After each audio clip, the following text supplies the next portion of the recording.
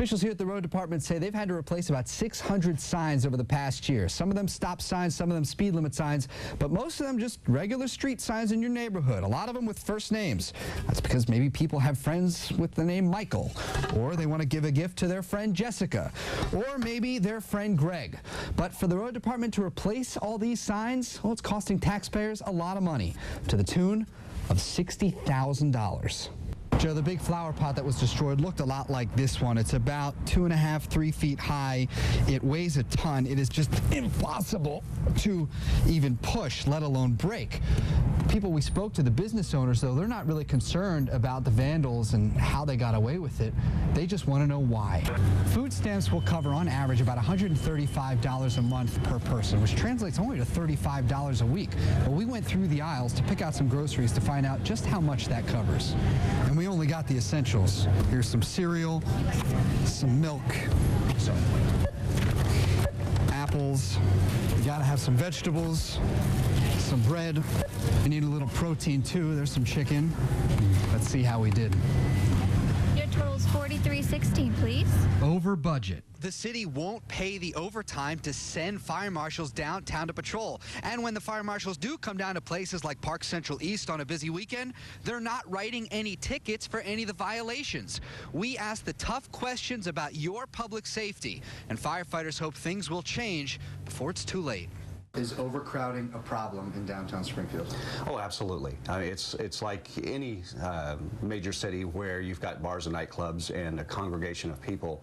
Springfield's Assistant Fire Chief Randy Valines says fires aren't the only hazards. In this day and age where somebody could think it's funny to spray pepper spray in the air, and now someone's wondering, is this something chemical that's been released? Everybody rushing to the front door. Valines says the threat is there every night, but the fire marshals are not.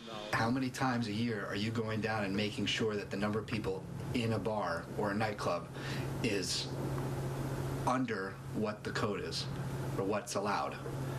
Right. How many times a year? We're talking at the most probably 8 to 10 times a year that we're physically. 8 to 10 out of 52 weekends and 365 nights a year. And part of that obviously is overtime budgets. Because our fire marshals are on their set schedule, anytime we bring a fire marshal in the evening, there's the expense. Yeah, it's always a matter of resources. It's always a balance. You have to go in and do spot checks. Since we can't be there every night, we do random spot checks, and we try and do the best we can. After a fire at a Brazil nightclub killed more than 200, the city of Springfield asserted the state of Springfield's public safety. In a release sent to KSPR News, the city said fire marshals regularly inspect high-occupancy structures.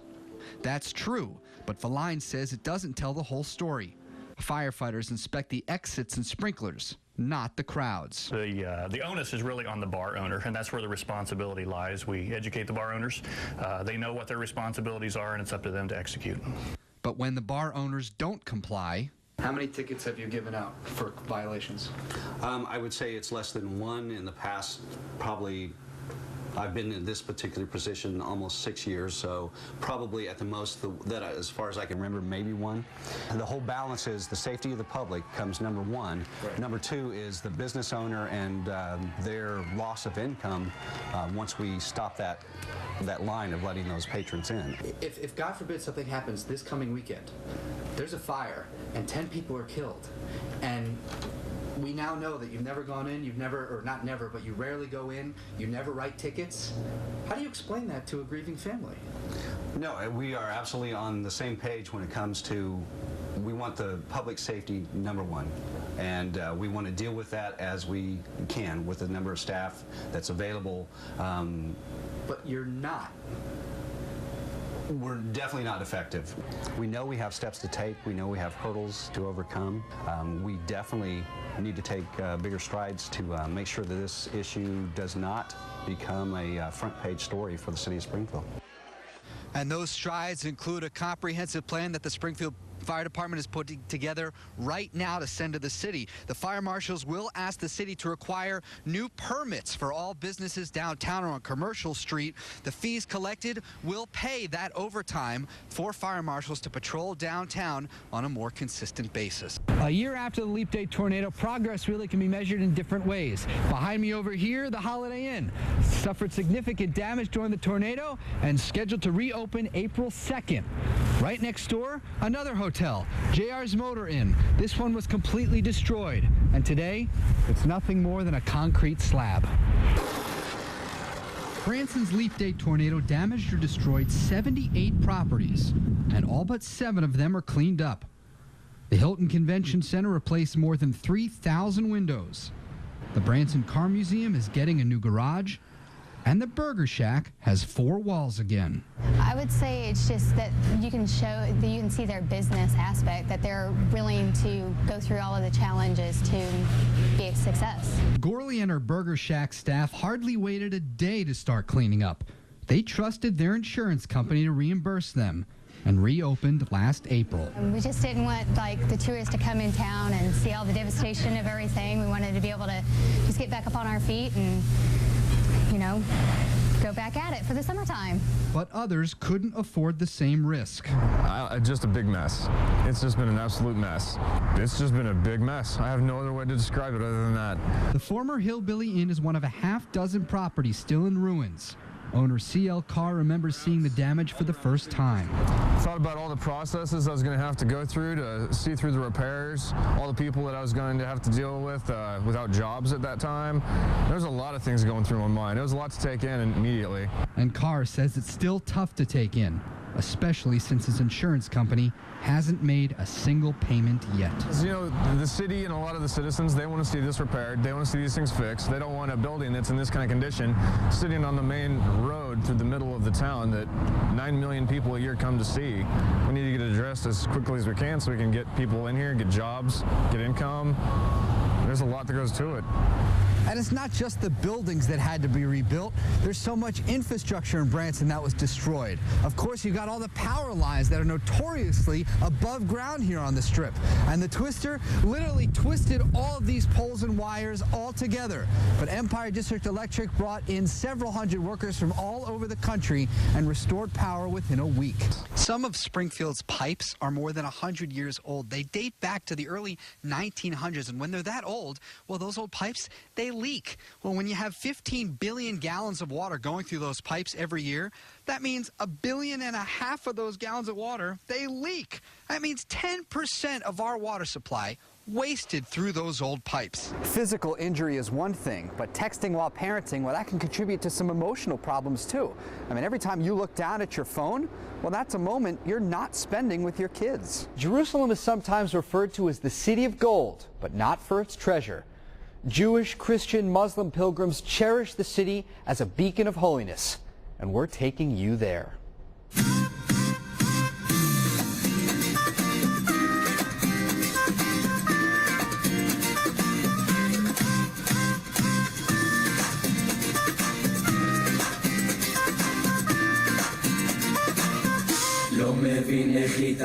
Welcome to Jerusalem, the capital of Israel, and home to some of the holiest sites on earth. For Jews, Jerusalem is the ancient city of King David. For Muslims, it's where the Prophet Muhammad ascended to heaven. Christians come to Jerusalem for a pilgrimage to see where Jesus washed, where he wept, and where he carried his cross.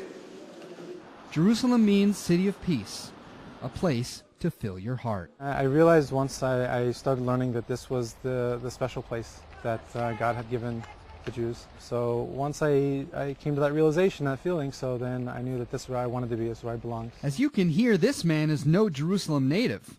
This is Jeffrey Shapiro, Kickapoo High School class of 1990. Shapiro started studying the Bible in college and moved to Israel a few years later. He gave himself a Hebrew name, Yosef, and met his wife, another American, at the Western Wall. So Yerushalayim is the city of fire, that's what they call it. So it's energy. There's a lot of energy. I mean, it's great. It's obviously very different from America. different mentality, different everything's different language, everything's different. But it's our home. This is where we belong. This is where we feel like where we belong.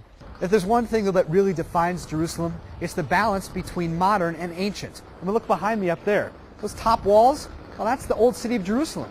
But just a few steps away, you come to this brand new shopping complex called the Mamilla Mall. You can find stores like 9 West, North Face, Crocs, even The Gap. Think of it as Jerusalem's own Branson Landing. Or you have the 19th century outdoor Machane Yehuda market. You can take the new light rail home. We call many cranes, and you know what we call the cranes? The national birds of Israel.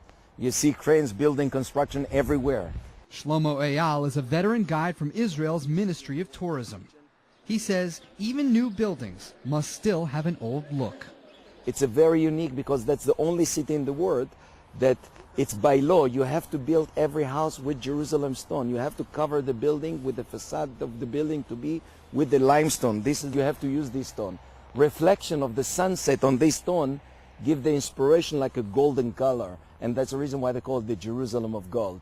The city where you don't just see the beauty, you feel it too. You feel something here. When you travel, you feel something. When you are here traveling in Jerusalem, you feel the Spirit of God with you. You feel something spiritual here in the city. You cannot explain it until you walk through that and you see that. Yosef Shapiro is grateful for his Missouri upbringing, but feels more at home in the Holy Land. And I mean, sometimes people are born in a certain place, but that's not really where they belong. So you grew up there, and that's, it was a part of my life, and I'm thankful for it.